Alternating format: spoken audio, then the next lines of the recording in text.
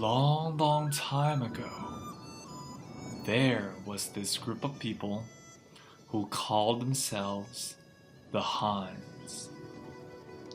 They lived in a land where today we called China. They lived peacefully for the past 5,000 years. And they invented this thing called chopsticks. Chopsticks are an important part of Asian culture, and it was believed that chopsticks were first developed over 5,000 years ago in China. And throughout the time after, when it was around 500 AD, it was spread from China to many other countries such as Korea, Japan, Taiwan, Vietnam, and many other places in Asia. So chopsticks, for those who are unfamiliar with them, it could actually come in fear and be kind of scary for those who don't really know how to use them, and especially when the opportunity is presented. So today I would like to talk about and share with you guys on how and when to properly use chopsticks. Chopsticks, they are typically 9 to 10 inches long, rectangular in shape, with blunt ends. They come in all different kinds of shapes and forms.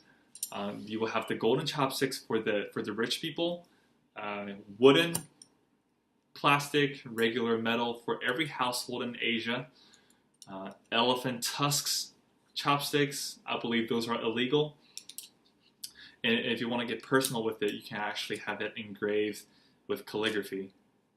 But I would say the most common ones that you will find out there in restaurants are the disposable bamboo or disposable wooden chopsticks.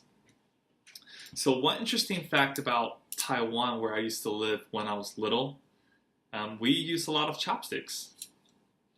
And it's just like America, we use spoons and forks all the time. We use chopsticks there all the time, and especially the disposable ones. With the mass demand, the amount of chopsticks that we go through each year, we only use them once and we throw them away, and they just start piling up, and we just create a lot of trash out of it. On the other hand, is that the weather condition over there is really humid. And so they try to prevent and avoid the humidity to get into the packaging and just to create mold, and the molds start growing, bacteria and germs and all that. So in order to speed up the process and with the production and all that, they try to make sure that it looks pretty, it looks clean and nice with the right color. One thing to let you guys know that the original color isn't white. So what did they do with it? They bleached them. And you may not think that it's that big of a deal, but they've actually done a laboratory study before, and it's proven that whenever you have contact, whenever you have like a disposable chopsticks put in your mouth or put in your food, the bleach actually wears off and comes off and goes into your food and goes into your saliva, and when you put the food in, it goes into your body system, and that actually causes various problems such as cancer and many other stuff, etc. So one solution that the government of Taiwan came up is that they came up with the idea that, hey, they even advertised and suggested that everyone should carry their own set of chopsticks when they go out. Crazy, huh? And the reason being why is that they think that it's cleaner, it's safe, it's more safe, and it's good for the environment and all that. And I don't know. It's just a lot of people they do that, but not all of them. And I'm not trying to give you guys the impression on that, all the Asian people carried a set of chopsticks with them all the time, but it's especially for those who are cautious and conscious about their health and their body. They carry a set of them. Anyway, So today I would like to show you guys how to properly use chopsticks, and I'm going to break it down to 3 parts. Okay, the first part will be the positioning of your fingers on the chopsticks. Second and third will be on the bottom and the top, and I'm going to teach you guys how to place them within your fingers. Okay, first part. When you look at the chopsticks, I see them in numbers. So let's say this end is a number 1, the other end will be number 10. You count them 1, 2, 3, 4, 5. Number 5 being in the middle, 6, 7, 8, 9, 10. Okay? What do you see? You see number 5 up. Do you see the positioning of my fingers? I'm actually placing it in between number 5 and number 10. And so when you hold it like this, it actually gives you a wider angle to use, and you can actually grab more stuff, and it's actually more powerful this way. When you hold your fingers, when you position yourself in between number 1 and number 5, it's actually like a workout because it's really heavy on the other end, and you can barely grab anything, and it just looks kind of silly. So that's that. Secondly, what I would do is I would place this stick over here, and you kind of like close it in, and what you do is you push it against your ring finger, and when you do that, that leaves the top 2 fingers wide open, right?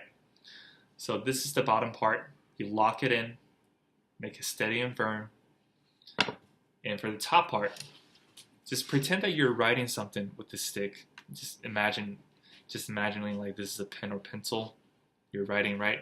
So all you do is pull it down, okay? You pull it down, it's like you're writing, and look carefully over here, this is the detail. You are actually gonna roll your thumb up like this, and so like this, right?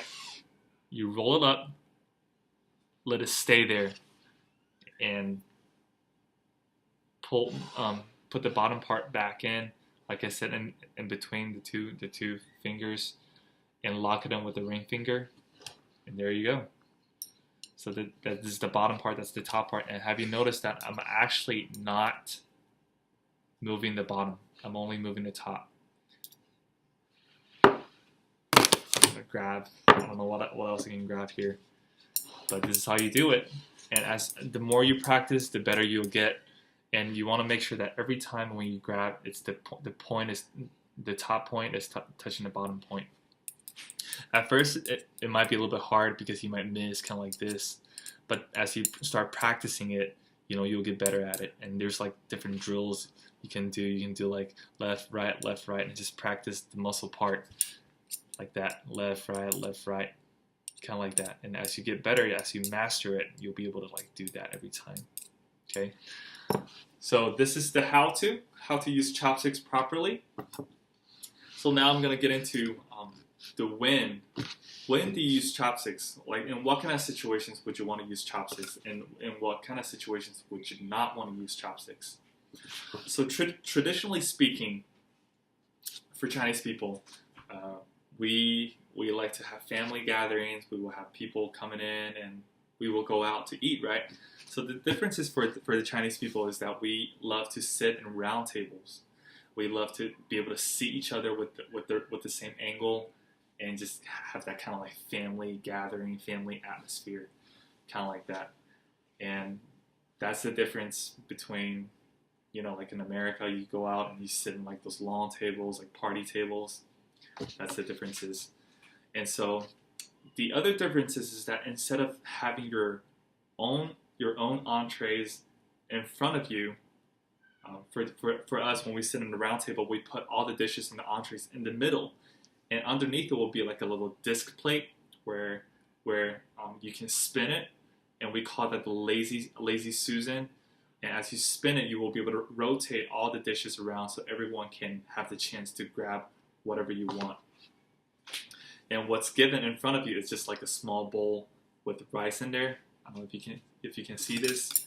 So as people are spinning the lazy Susan, and people like see, oh, I want that meat dish, I want that vegetable dish, they would just dig in with their chopsticks and grab whatever they want, and they put it in their bowl. What you do is you mix a little bit with rice and you shove it in your mouth. Kind of like that. You shove it in.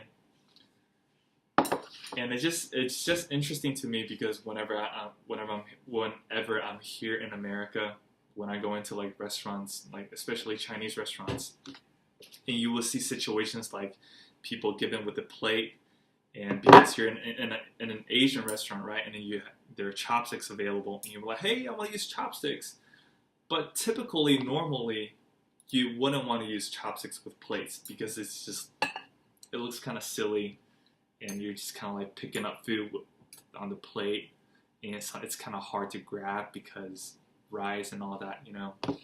So my suggestions would be that if you ever encounter or the situation's given like that next time with the plate in front of you, either just go ahead and use a fork, or you can go ahead and just ask for like a small bowl.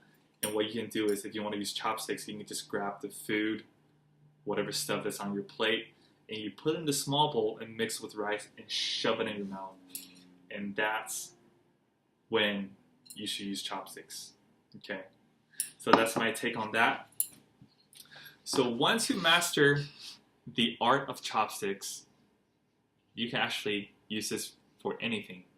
You can eat it with fruit, you can eat it with salad, you can eat it with pizza, you can eat it with cake, cereal, anything you can think of. And because chopsticks, it's actually really easy to use, and it's very versatile on just every certain kind of stuff.